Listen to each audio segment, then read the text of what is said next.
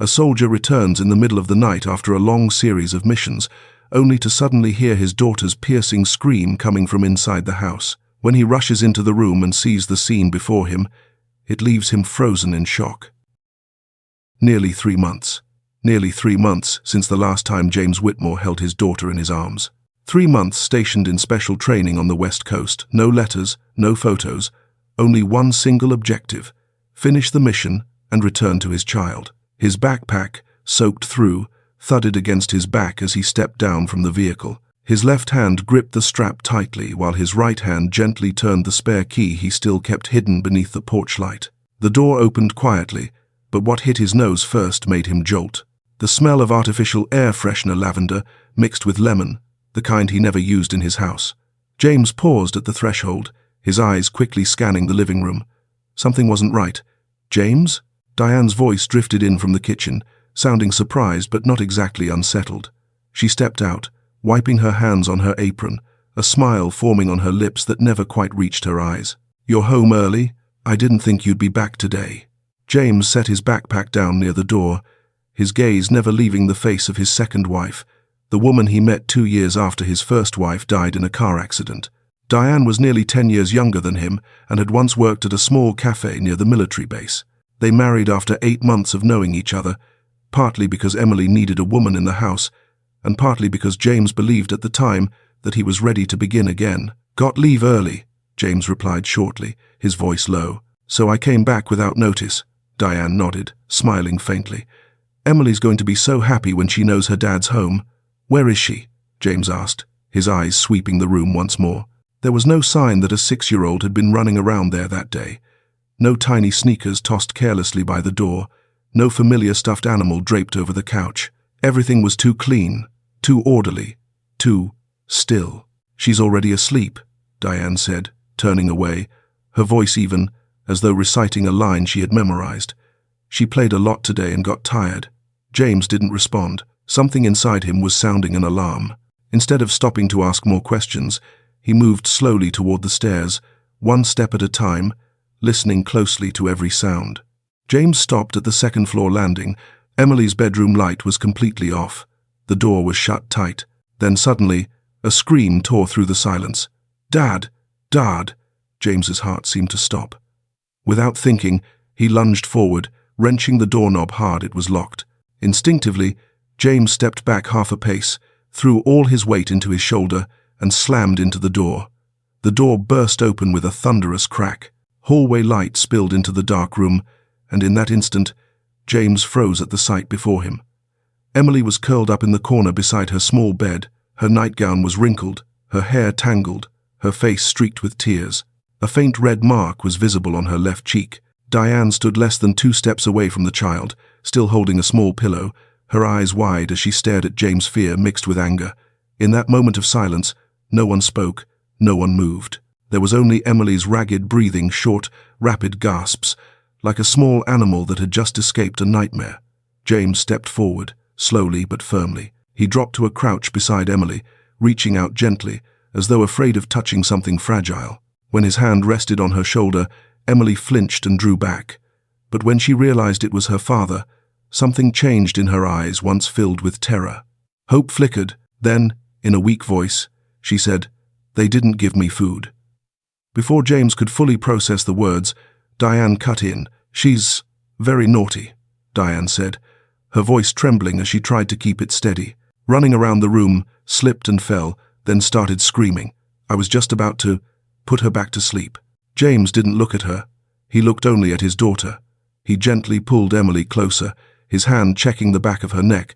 A faint old mark was there, beneath her soft hair. Her hands were ice cold. James slipped off his jacket and draped it over her small shoulders, then gathered her into his arms. Emily didn't respond. Her arms hung limp, her head resting against his shoulder like a lifeless doll. "You said she was asleep?" James asked. Diane's voice stiffened, her hand tightening around the pillow. "Well, at that moment, she was asleep."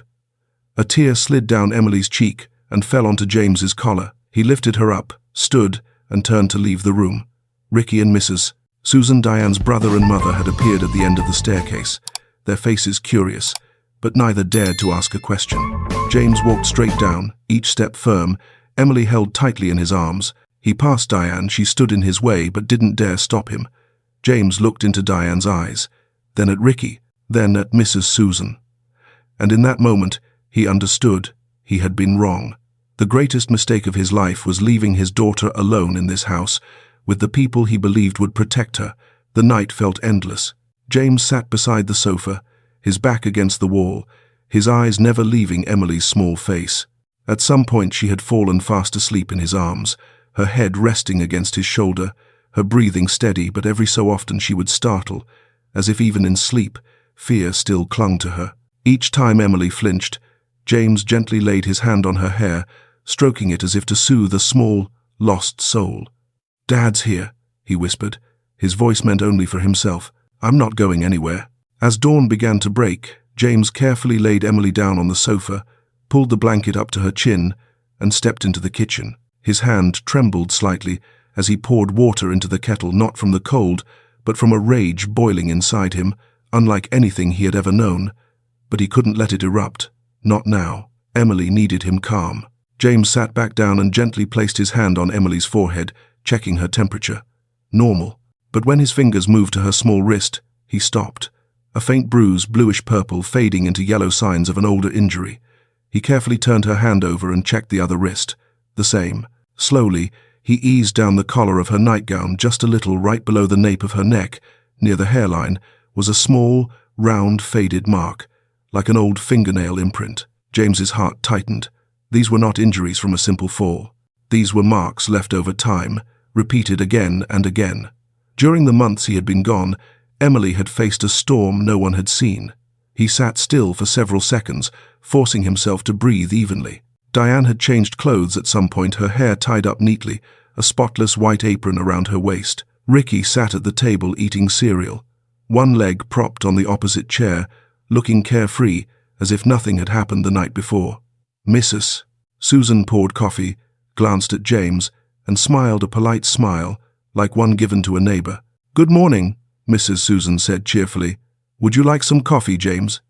James didn't answer. He leaned against the doorframe, arms crossed over his chest, his eyes moving slowly over the three of them. "Is Emily still asleep?" Ricky asked lazily, spoon hovering over his bowl. "She's tired," James replied, his voice low and cold. His eyes stayed fixed on Diane's hands as she sliced butter. "What's the bruise on her cheek from?" Diane paused for half a second, then continued as if she hadn't heard him. "Probably from falling yesterday. She runs around all the time. You know how kids are always clumsy. And the marks on her wrists? On her neck?" Diane shrugged and turned to look at him with a calmness that was almost unsettling. "Those are old, maybe from school. You know, kids play rough sometimes." "I'm not really sure." Ricky nodded in agreement. "That's right. Kids roughhouse all the time, Uncle." James remained still, saying nothing more. But inside his chest, anger surged like a rising tide. He didn't believe a word of it, and more frightening still, they knew he didn't believe them. Yet they kept talking, kept smiling, kept pretending everything was normal. An hour later, James walked Emily out to the car. She hadn't spoken since waking up, only clutched her old stuffed bear, the one he'd bought her for her 4th birthday. The bear was worn, missing one eye, but Emily held it tight, as if it were the only familiar thing left in her world. On the drive to school, James spoke very little. He didn't want to force her to talk, but he noticed every small movement, the way she curled up against the door, the way she glanced out the window as if afraid something was following them. The preschool sat in a red brick building at the end of the street. James walked Emily up the front steps, her small hand gripping his tightly, a small gesture, but enough for him to feel the shift. She was beginning to rely on him. Teacher Bethany was standing at the door, attendance clipboard in hand. Her expression faltered briefly when she saw James with Emily. "Good morning, Emily," she said softly, bending down. Emily didn't speak, only nodded slightly, her eyes avoiding everyone's. James rested a hand on his daughter's shoulder and leaned down. "Go on in. Dad's going to talk to your teacher for a minute." Emily nodded and quietly walked into the classroom. When the door closed behind her, James kept his eyes on Bethany. "Miss Bethany," he began, his voice steady but serious. "While I was away, did you notice anything different about Emily? Any changes in her behavior?" Bethany looked a bit uncomfortable and adjusted her glasses. Well, she's been quieter lately. She often sits alone, draws a lot but doesn't want to share. She smiles less than she used to. Did you notice anything that concerned you? James asked, unblinking. Bethany paused and looked through the glass into the classroom where Emily sat alone in a corner, hugging her bear. Then she turned back, her voice lower. I think something isn't right. She doesn't react much when other children tease her. She startles easily at loud noises. Lately, she's been drawing very dark pictures, closed rooms, no windows. Have you ever seen unusual injuries on her? James asked quietly, his voice sharp. Bethany hesitated. Yes. Once I noticed scratches on her wrist and a red mark behind her neck. I asked about it, but Diane said Emily was clumsy. Did you believe that? Bethany met James's eyes for the first time. 1 second, 2, then she shook her head, very slightly. I don't know, but I feel like something isn't right. James nodded, took out his wallet, and wrote his phone number on the back of a business card. If anything happens, even something small, please call me. Bethany accepted the card, gripping it tightly. As James turned and walked away, he knew one thing with certainty. The past 3 months had not simply been 3 months of absence. They were 3 months Emily had spent facing a world he knew nothing about, a world she was too afraid to speak of, too afraid to cry out for help. And now, James swore to himself, no matter who he had to stand against, he would protect his daughter. Not one more day would Emily live in fear. In the days that followed, James never took his eyes off the house. He woke up earlier than everyone else, sitting in the kitchen with a cup of stone-cold coffee, listening intently to every sound. Every noise became a clue, every small gesture a piece of evidence. James knew this much. What he had witnessed on the night he returned was only the tip of the iceberg. Beneath it, hidden in the days and months he had been away, was a world Emily had been forced to live in. A world of unreasonable rules, low-voiced scoldings, and cold, unfeeling stares. On Saturday morning, James stood in the upstairs hallway, pretending to change a light bulb. From there, he had a clear view of Emily's room. Diane stepped out of the bedroom holding a small key one James had never seen in the house before. She unlocked Emily's door, went inside, then closed it. A few minutes later, she came back out and locked the door from the outside. Locked his daughter's bedroom from the outside.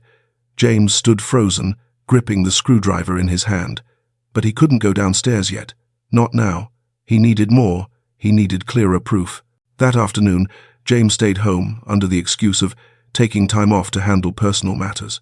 Diane looked displeased but said nothing.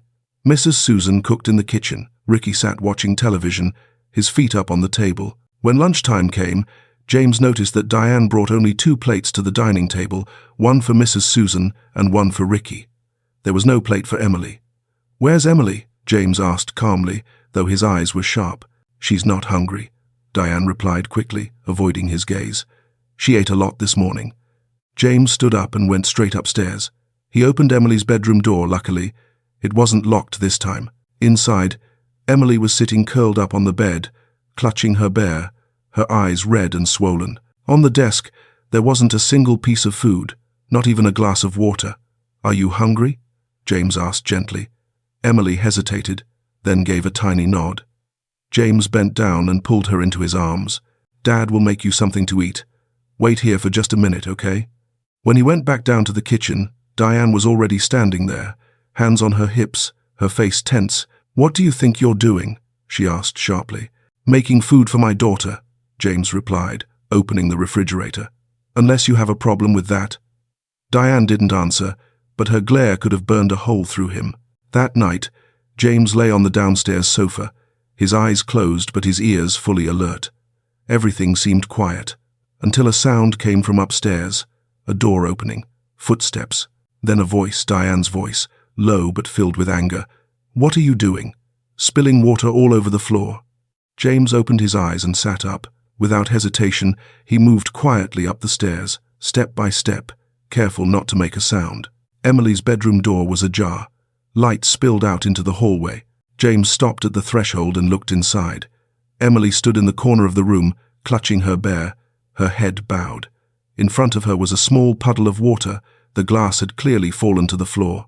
Diane stood facing Emily, holding a leather belt, the same belt James had once kept in his closet. "Do you think you can just make a mess and no one will say anything?"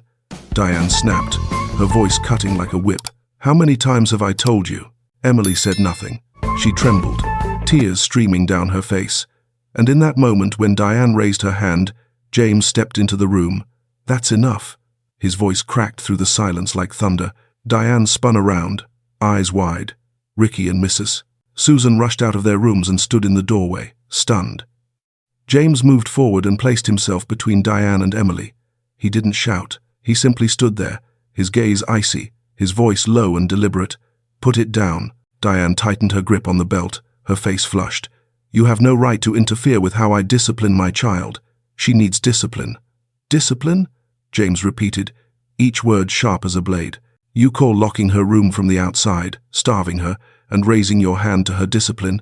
You don't understand anything, Diane shouted, her voice shaking. You were gone for 3 months, leaving me alone with this child.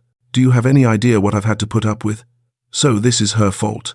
James stepped closer, his voice colder still. You're blaming a 6-year-old because you can't control yourself? Mrs. Susan cut in, her voice hard. James, don't you dare speak to my daughter like that. Diane did the best she could. The best she could do for what? James turned to Mrs. Susan, his expression unflinching. To turn this house into a place my daughter is afraid of every single day. Ricky stepped forward, trying to keep his voice calm. Uncle James, you're blowing this out of proportion. Diane was just... enough. James cut him off without looking at him. His eyes stayed locked on Diane. Pack your things, all of you. Leave this house. Now. Diane let out a bitter laugh. This is my house too. You can't just throw me out. I'm not just throwing you out, James said evenly, his voice like steel. I will do whatever it takes to protect my daughter. And if you don't leave right now, I will call the police and tell them everything that's been happening in this house. Silence fell over the room. Diane dropped the belt to the floor and turned away, her shoulders shaking. Mrs. Susan followed her, shooting James an angry look. Ricky muttered something under his breath and went after them. When the last sound faded away, James turned back to Emily. She was still standing there, clutching her bear, her eyes red but dry. He crouched down and opened his arms. Come here, sweetheart. Emily hesitated, then slowly stepped forward and slipped into her father's embrace.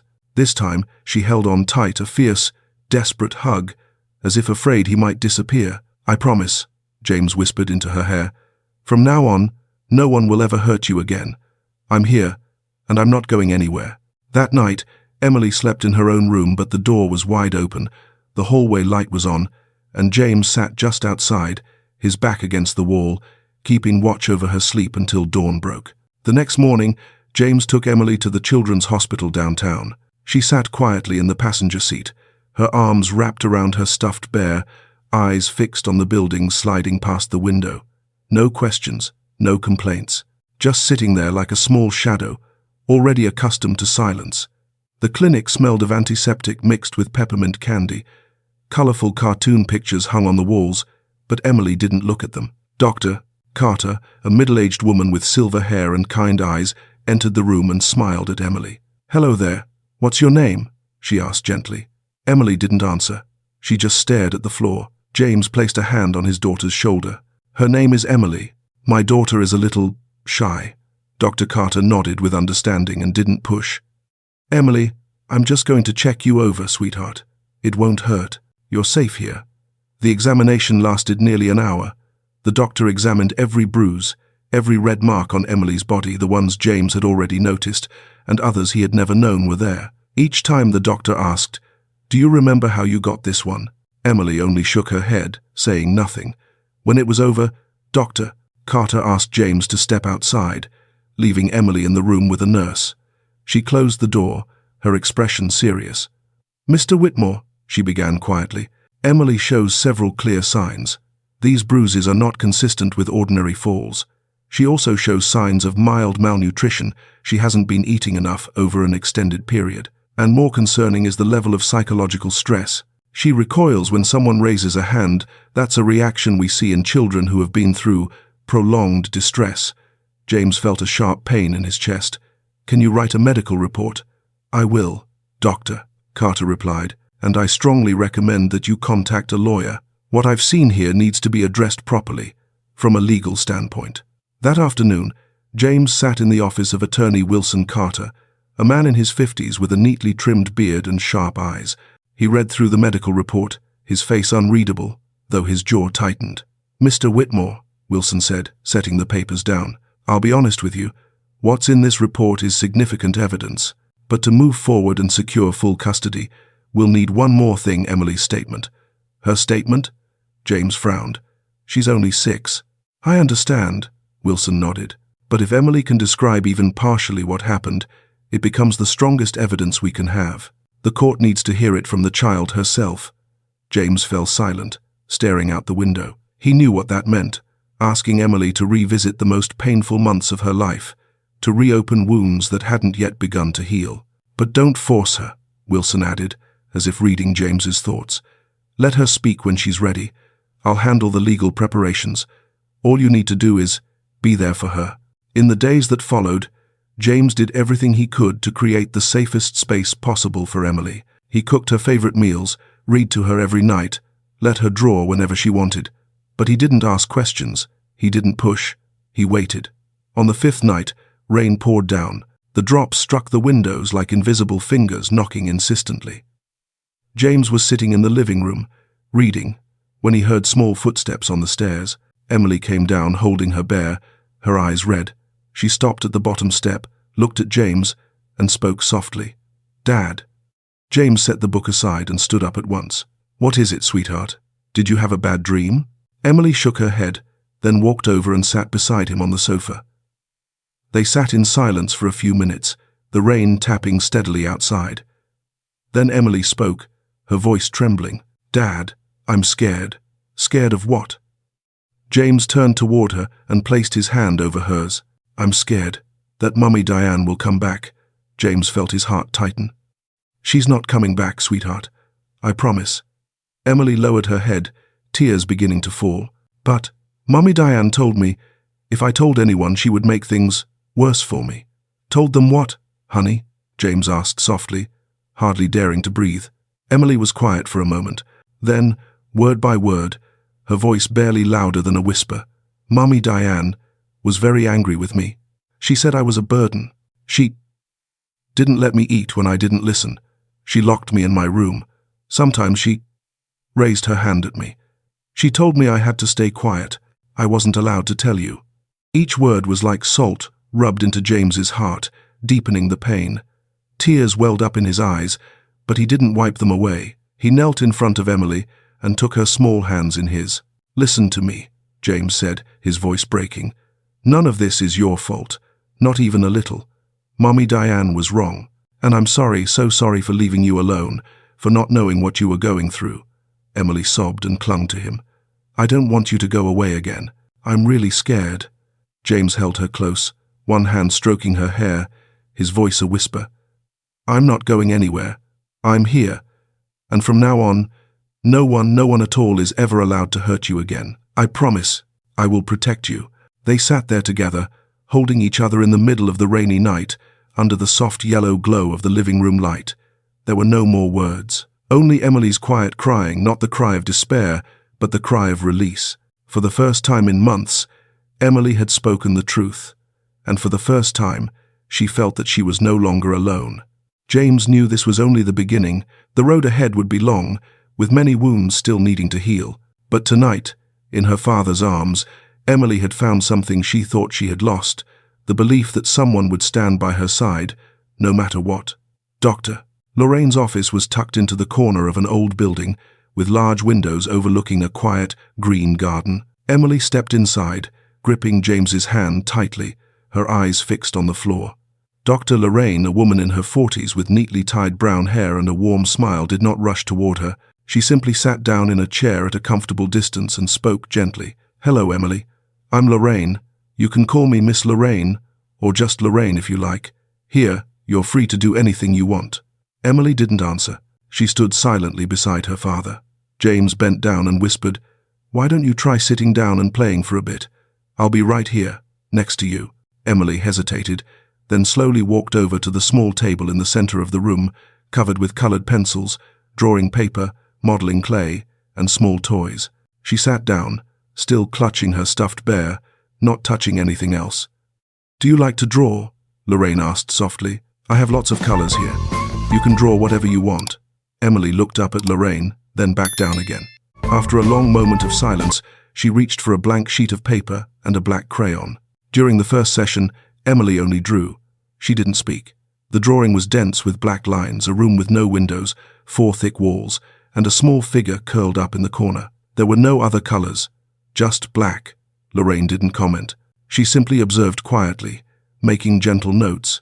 When the session ended, she thanked Emily for coming and invited her to return the following week. In the second week, Emily remained silent, but this time she added another figure, a very large one, standing in front of the door, blocking out all the light. The figure had no face, just a dark, looming shape. James sat in the corner of the room, looking at the drawing, his heart tightening. Each line felt like a wordless account of what Emily had endured. By the third week, there was a small change. Emily still drew the dark room, but in the upper corner appeared a faint yellow spot, very dim, but unmistakably there. A thin beam of light slipping through a crack in the door. Lorraine studied the drawing, then asked gently, "Can you tell me about this light?" Emily stopped drawing and looked up. For the first time, she spoke. "That's Dad." Lorraine smiled. "Your dad is your light?" Emily nodded, very slightly. From that session on, the drawings slowly changed. The room was still there, but the door began to open. More light came in from outside. Then a small window appeared with curtains, with sunlight streaming through. Then green trees outside the window. Then yellow the sun. Each week, Emily spoke a little more. Not much, just a few short sentences. But it was progress. It was hope. In the second month after James forced Diane to leave, the first hearing took place at the county courthouse.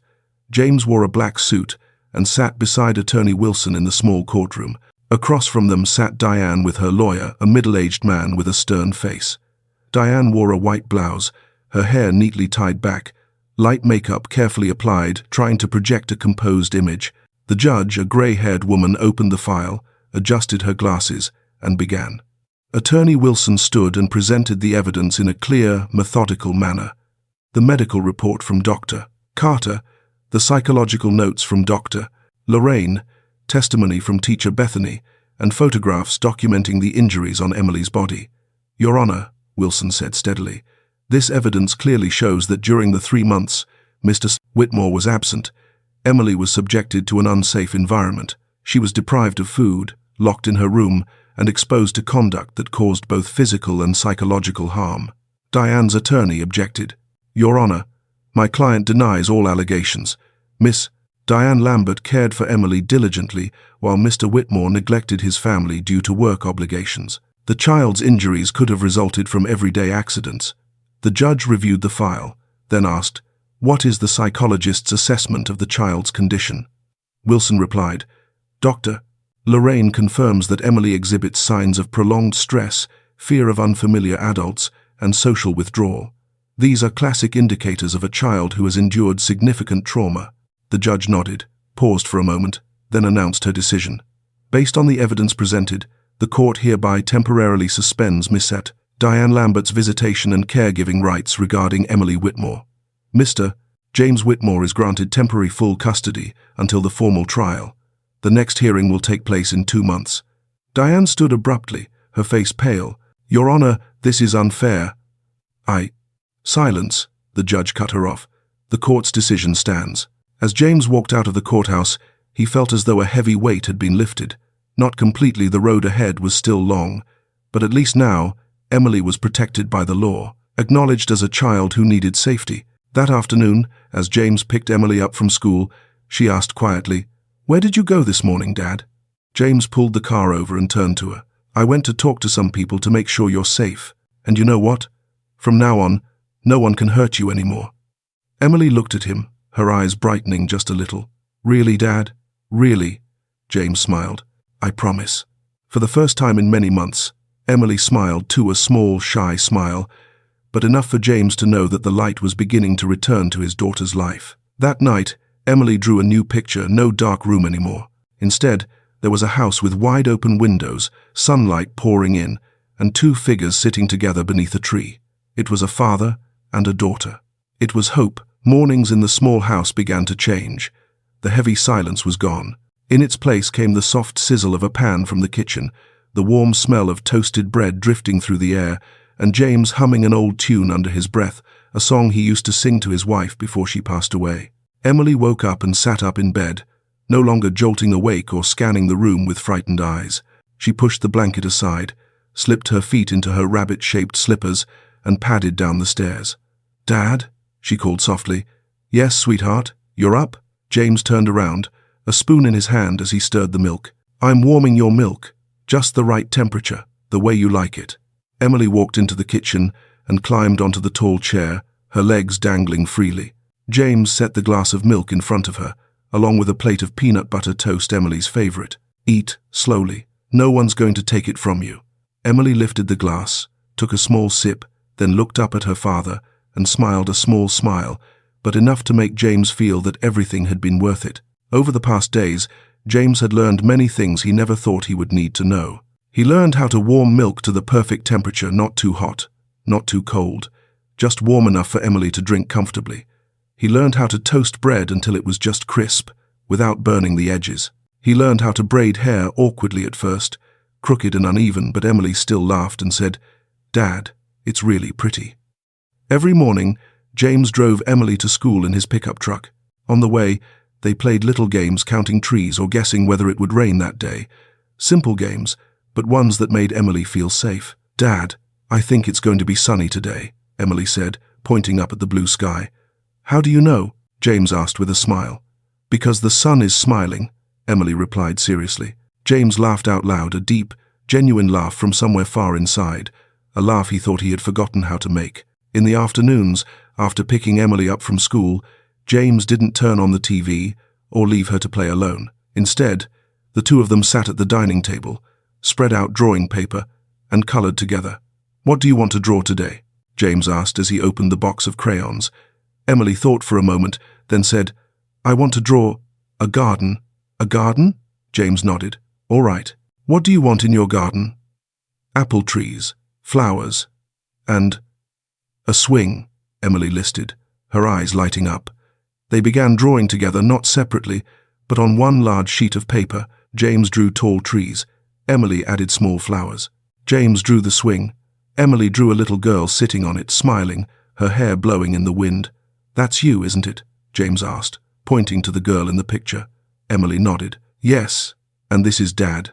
She pointed to a man standing beside the swing, pushing it. James looked at the drawing and felt his throat tighten. This wasn't just a picture. It was Emily's dream, a simple dream of a garden, a swing, and a father who was always there. "I'll build you a real swing," James promised, "right in our yard. Would you like that?" Emily's eyes widened. "Really? Really?" James nodded. "I promise." Small changes began to show more clearly. Emily no longer startled when a door slammed. She no longer shrank back when an adult walked past her. She began to talk more, not just short answers, but longer sentences, telling stories about her day at school, about her friends, about her teacher, Bethany. "Today I played with Mia," Emily said at dinner. "Mia and I drew pictures.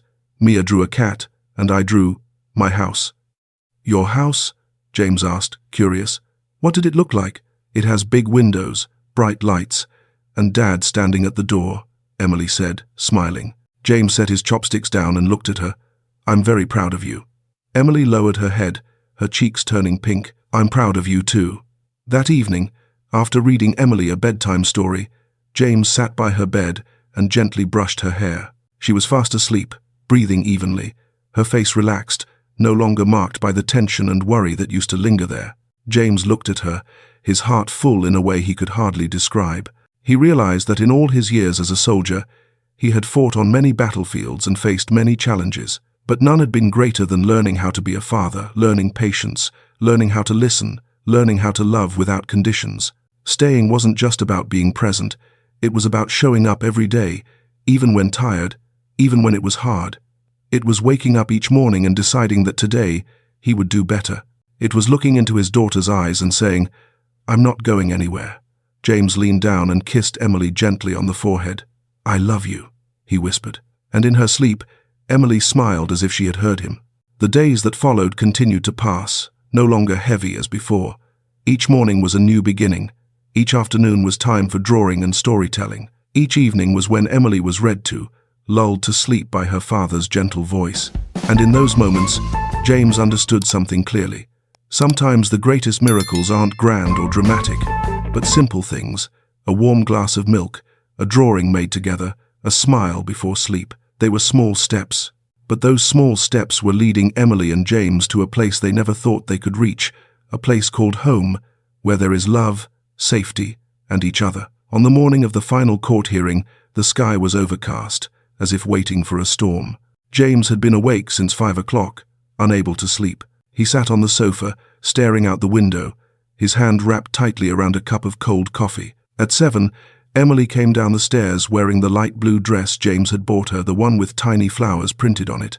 She wasn't smiling like she usually did. She stood still at the bottom of the stairs, clutching her stuffed bear. "Are you scared?" James asked softly as he stepped over to her. Emily nodded slightly. "I'm scared of seeing Mummy Diane." James crouched down so he was at eye level with her. "I understand. But you know what? Today is the day you tell the truth, and when you tell the truth, you're protecting yourself.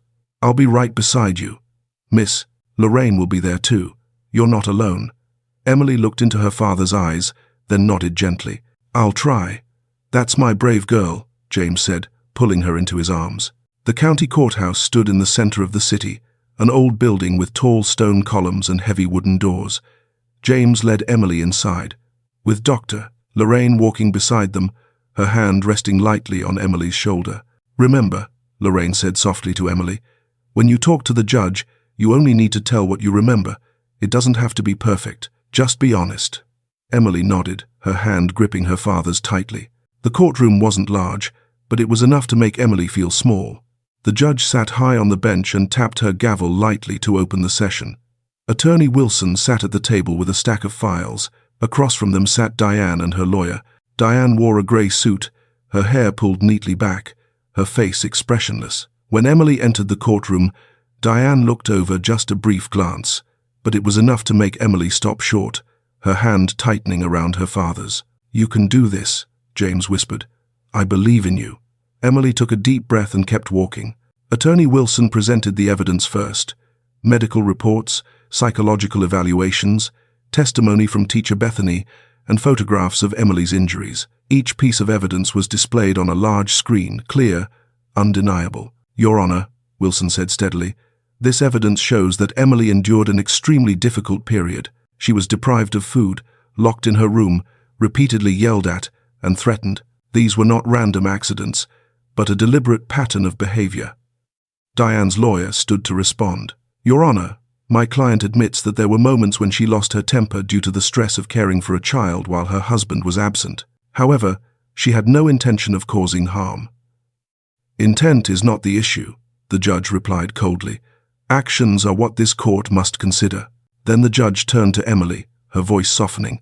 "Emily, would you like to come up here and tell me what you remember?" Emily looked at her father. James nodded encouragingly. "Doctor." Lorraine stood and guided Emily to the witness stand. The room was so quiet that breathing could be heard. "What is your name?" the judge asked gently. "My name is Emily," the little girl answered, her voice barely above a whisper. "Emily, can you tell me what happened while your father was away?" Emily was silent for a moment, then began to speak, her voice trembling but clear. "When Dad was gone, Mummy Diane was very angry with me. She said I was a burden. She didn't let me eat when I didn't listen. She locked me in my room. Sometimes she raised her hand at me. She told me to stay quiet and not tell anyone." Each word Emily spoke fell into the silent courtroom like drops of water on still water, sending ripples outward. Diane lowered her head, her hands tightly clasped together. "Were you afraid?" the judge asked. "Yes," Emily said, tears beginning to fall. "I was very scared. I was scared of Mummy Diane. I was scared that Dad would never come back." The judge nodded, then asked, "Do you want to live with Mummy Diane anymore?" Emily shook her head firmly. "No, I just want to live with my dad." Attorney Wilson stood again and presented Emily's drawings, the ones she had made during her early therapy sessions. "Your Honor, these are drawings Emily created during psychological treatment. The first shows a dark room with no windows and a small figure curled up in fear.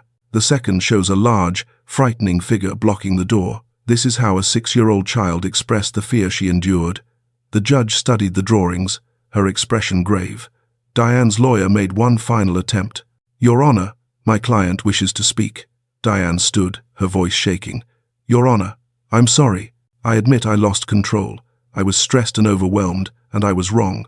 But I never meant to—" "That's enough," the judge interrupted. "You may have reasons, but reasons do not excuse your actions. A child suffered because of your lack of control." The judge struck the gavel and delivered the ruling. Based on the evidence and testimony presented, this court finds Diane Lambert responsible for causing harm to Emily Whitmore. Miss Lambert is ordered to undergo mandatory psychological treatment for 2 years and is prohibited from any contact with Emily Whitmore during that time. Ricky Lambert and Susan Lambert are penalized for failing to intervene or report the abuse. Full legal custody of Emily Whitmore is awarded to James Whitmore. Diane collapsed into her chair, covering her face with her hands. Susan sobbed openly. Ricky stood motionless, his face pale. Emily turned to her father, tears streaming down her cheeks, but this time they were not tears of fear. They were tears of release. James opened his arms. Emily ran to him and clung tightly, sobbing into his chest. "You did so well," James whispered, holding her close. "I'm so proud of you." And in that moment, in the crowded courtroom, Emily felt that she had won not over anyone else, but over the fear that had once lived inside her. But it still couldn't end there. On the first night after the trial, Emily woke up at 2 in the morning. A small cry coming from her room made James bolt upright at once. He rushed up the stairs, his heart pounding, and pushed Emily's bedroom door wide open. She was sitting straight up in bed, her face soaked with tears, clutching her stuffed bear, her whole body trembling. "Dad, Dad, I'm here." James hurried to her side, sitting down on the bed and pulling her into his arms. "Did you have a nightmare?" Emily nodded, her voice breaking. "I dreamed that—" Mummy Diane came back. "I dreamed that you left, that you never came back." "That was just a dream," James said softly, stroking her hair. "I'm here. I'm not going anywhere." But Emily wouldn't stop crying. "I'm scared you'll leave. I'm really scared." James held her all night, unable to sleep. When Emily finally drifted off again, he stayed there, his back against the headboard, his hand tightly holding hers as if letting go would make everything disappear. The nights that followed were the same. The nightmares kept coming. Every night, Emily woke up crying, calling for her father. Every time, James ran upstairs, held her, reassured her, but his words didn't seem enough to erase the fear that had taken root deep in her mind. James took Emily back to see Dr. Lorraine. Sitting in the familiar office, Emily drew as she always did, but this time the drawings grew darker, again shadowy figures, rooms with no escape. Lorraine let Emily draw for a while, then asked James to step outside to talk. "Mr. Whitmore," she began gently but seriously, "Emily is experiencing post-traumatic stress, what we call PTSD. Even though the trial is over, even though she knows she's safe now, the fear is still embedded in her subconscious. She's afraid that the good things are temporary, afraid that you'll leave her again, the way you once did." "But I've told her I'm not going anywhere," James said, pain heavy in his voice. "I'm here every day." "I know," Lorraine nodded. "But for Emily, words aren't enough yet. She needs time for her body and mind to believe that this safety is real. This can take months, sometimes even years. You need to be prepared for that." James looked through the glass into the room, where Emily sat alone, covering white paper with dense black lines. His heart tightened. "I'll do whatever it takes," he said. James took a temporary leave from work to care for Emily full-time. He filed for unpaid leave, knowing it would put them under financial strain. His savings slowly dwindled. Utility bills piled up on the table, but he never hesitated. She matters more, he told himself, each time he looked at the shrinking bank balance. Every night, James slept on the downstairs sofa, his ears tuned to every sound from Emily's room. When she cried, he ran upstairs. When she called, he was there within seconds. He never let Emily call out a second time, but the sleepless nights began to wear him down. Dark circles formed under his eyes. His hands shook when he held his coffee cup. Sometimes, at 3 in the morning, he sat alone in the kitchen, staring out into the pitch-black night, wondering if he had the strength to keep going. "Am I doing this right?" he whispered to himself. "Am I enough to heal her?" One night, after Emily woke up crying for the 3rd time, James sat by her bed, too exhausted to stand anymore. She had fallen asleep again, but he stayed there, looking at her small, tear-streaked face. "My little girl," he whispered, his voice breaking. I'm sorry you had to go through all of this. I'm sorry I didn't protect you from the beginning." Tears streamed down James's face for the first time since his wife had died. He cried. Not out of anger, but out of helplessness, crying because his daughter was hurting and all he could do was be there. Then, in her sleep, Emily reached out and gently grabbed his hand, a small gesture, but enough for James to understand. She trusted him. Despite the fear, despite the nightmares that still lingered, Emily believed her father would be there, and in that moment, James found the reason to keep going. The days that followed weren't easier. Emily still had nightmares. She still startled at loud noises. She still asked every night, "You're not going anywhere, right, Dad?" And every time, James answered, "No, I'm here. I'm always here." Some afternoons, when Emily sat drawing, James sat beside her in silence, simply being there. Some mornings, when Emily didn't want to go to school because she was afraid her father would disappear, James stayed home with her, teaching her to read, teaching her to count. Some nights, when James felt like he was about to collapse, he looked into her eyes, eyes that still held fear, but also a small spark of hope, and he knew he had to keep going. One evening, after reading Emily a story, James sat by her bed, holding her hand. "Dad," Emily said softly, "I asked Dr. Lorraine something." "What did you ask her?" "I asked if the hurt inside me will ever heal." James was silent for a moment, searching for the right words. Then he said, "I think some wounds leave scars, but scars don't mean weakness. Scars are proof that you fought and that you survived. And every day, those scars will fade a little. They may never disappear completely, but they won't hurt the way they used to." Emily looked at him thoughtfully. Then she asked, "Do you have scars too, Dad?" James smiled sadly. "Yes, I have many scars, but you know what? My scars remind me that I made it through, and I believe you will too." Emily nodded, then whispered, "I love you, Dad." "I love you too," James replied, kissing her forehead. "And I'll be here, every day, until you're not scared anymore." That night, Emily still had a nightmare, but this time, when she woke up, she didn't cry. She simply held her father's hand tightly, breathed evenly, and fell back asleep.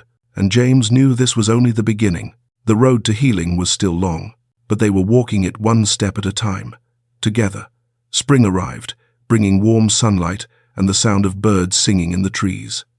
6 months had passed since the trial, 6 months during which James and Emily slowly rebuilt their lives not from nothing, but from carefully gathered fragments, pieced together into a new picture. Emily still had restless nights, but far fewer than before, from 3 nights a week, down to 2, then 1, and eventually just a few times a month. Every morning she woke without a nightmare was a small victory. Victories James noticed and held close. That morning, James was making coffee in the kitchen when he heard small footsteps on the stairs. Emily came down, already dressed in her school uniform, her hair tied back on her own, slightly crooked, but clearly done with effort. "Dad," Emily called cheerfully, "I'm ready for school." James turned around, his eyes widening. It was the first time Emily had gotten herself ready without needing reminders, the first time she had taken initiative, with confidence. "You did all this by yourself?" James asked, stepping closer. Emily nodded, beaming. "Yes, I wanted to show you that I'm big now." James crouched down to her eye level. "I'm very proud of you. You know that, right?" Emily hugged him tightly, her voice soft. "I'm proud of you too." In that moment, James felt that all the sleepless nights, all the worry, all the hardship had been worth it.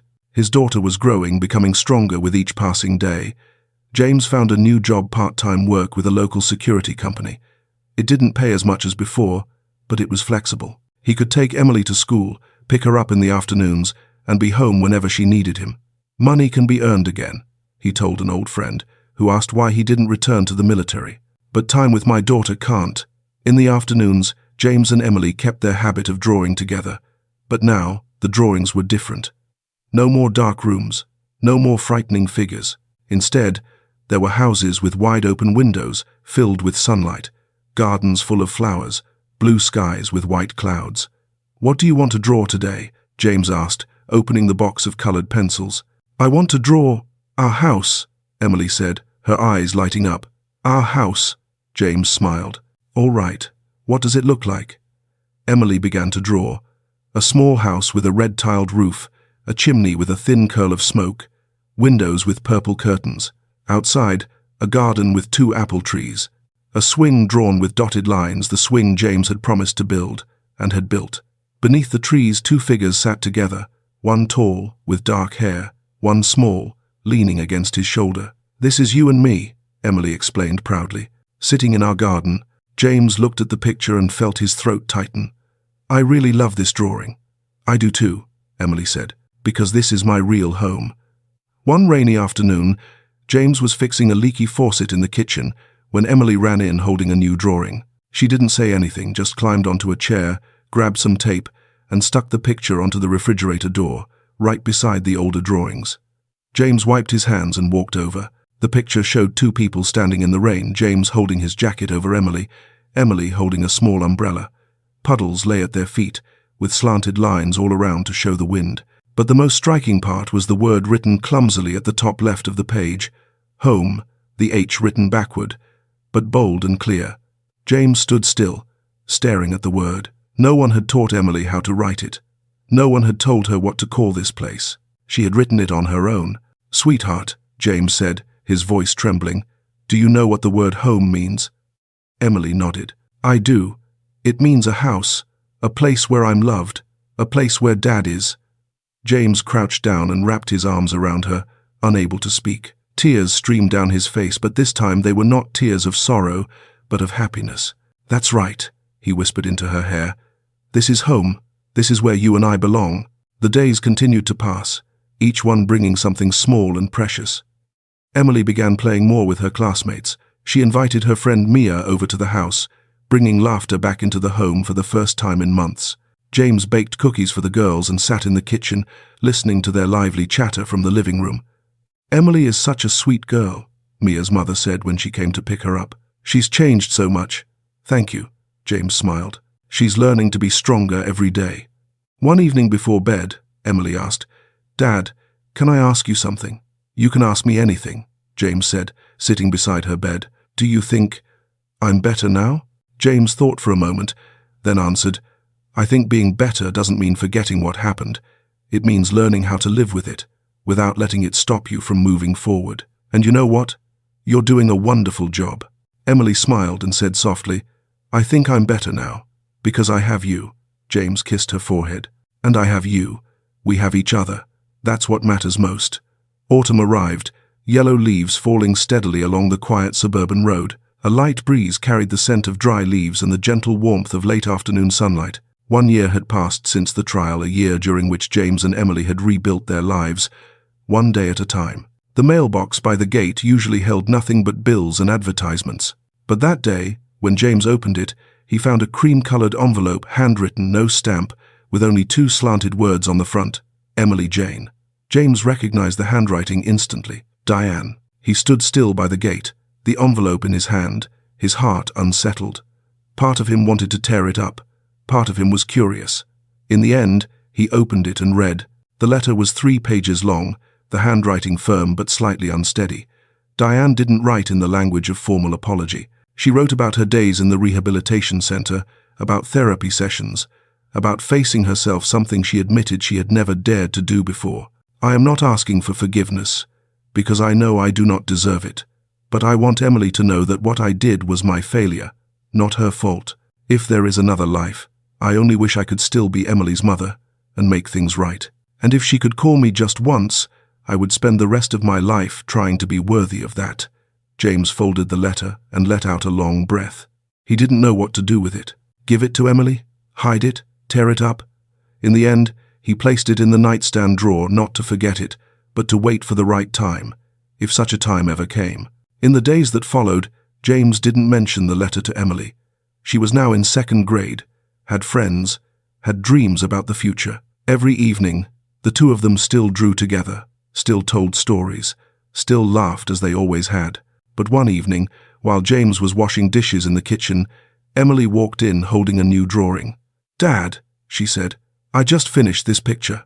James dried his hands and turned to look. The drawing showed a familiar house, their house with the lights on and the door open. Outside were two people, one tall and one small. Beside them was a stone bench, and on it lay a letter, drawn in pale grey. "What's this, sweetheart?" James asked, pointing to the letter in the picture. Emily thought for a moment, then said, "It's a letter from someone who got lost.